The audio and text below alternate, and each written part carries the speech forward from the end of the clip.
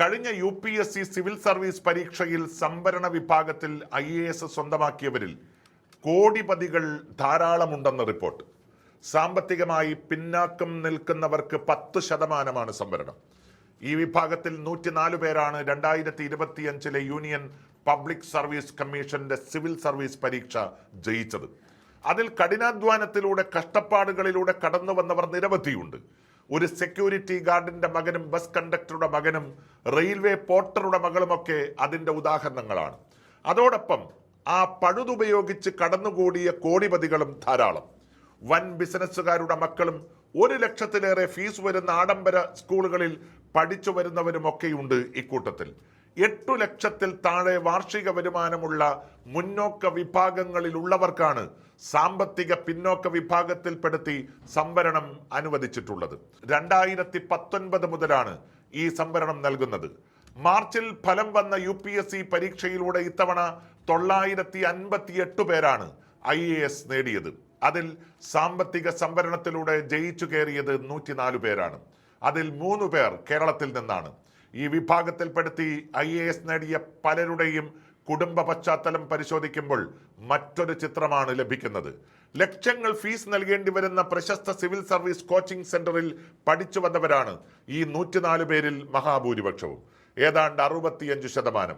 വലിയ മാസ ഫീസുള്ള പ്രൈവറ്റ് സ്കൂളുകളിൽ പഠിച്ചു വന്നവരാണ് ഏതാണ്ട് പകുതിയോളം, 45%. ഏതാണ്ട് 1/3 വലിയ ബിസിനസ്സുകാരുടെ മക്കളാണ്. കോർപ്പറേറ്റ് മേഖലയിൽ വൻ തുക ശമ്പളം പറ്റുന്നവരുടെ 10%-ഓളം പേർ ഇതിലുണ്ട്.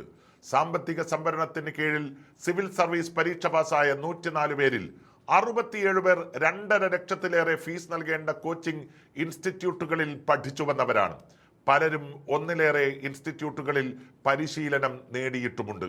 28 പേർ ബിസിനസ്സുകാരുടെ മക്കളാണ്. 10 പേർ ബഹുരാഷ്ട്ര കമ്പനികൾ ഉൾപ്പെടെയുള്ള കോർപ്പറേറ്റ് മേഖലയിൽ വൻ ശമ്പളം പറ്റുന്നവരാണ്. 14 പേർ IIT-കളിലും NIT-കളിലും പഠിച്ചു വന്നവരാണ്.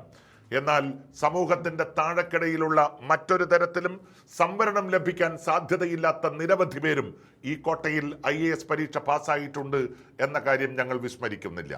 ഗ്രാമീണ കുടുംബങ്ങളിലെ കുട്ടികൾക്കുള്ള ജവഹർ നവോദയ റെസിഡൻഷ്യൽ സ്കൂളുകളിൽ പഠിച്ച 7 പേർ സാമ്പത്തിക സംവരണ കോട്ടയിൽ UPSC പരീക്ഷ ജയിച്ചു എന്നുള്ളതും സത്യമാണ്.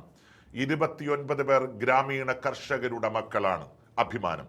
വർഷങ്ങളോളം ഡൽഹി പോലുള്ള വൻ നഗരങ്ങളിൽ പ്രമുഖ ഇൻസ്റ്റിറ്റ്യൂട്ടുകളിൽ പരിശീലനം നടത്താൻ സാമ്പത്തിക ശേഷിയുള്ളവർ സംവരണ കോട്ടയിൽ UPSC പരീക്ഷ ജയിക്കുന്നത് ഈ കോട്ടയുടെ ഉദ്ദേശത്തിന് ഘടകവിരുദ്ധമാണെന്ന് മുൻ ചീഫ് ഇൻഫർമേഷൻ കമ്മീഷണർ സത്യാനന്ദ മിശ്രയെ പോലുള്ള പ്രമുഖ സിവിൽ സർവീസ് ഉദ്യോഗസ്ഥർ തന്നെ ചൂണ്ടിക്കാട്ടുന്നു. മത്സരാർത്ഥികളുടെ സാമ്പത്തിക സ്ഥിതി കൂടുതൽ കർശനമായി പരിശോധിക്കാൻ സംവിധാനം വേണമെന്ന് അവർ നിർദ്ദേശിക്കുന്നു. സെൽഫ് ഡിക്ലറേഷനും ഇൻകം ടാക്സ് റിട്ടേണുകളുമാണ് ഇപ്പോൾ പരിശോധിക്കുന്നത്. ഇത് തീരെ അപര്യാപ്തവുമാണ്.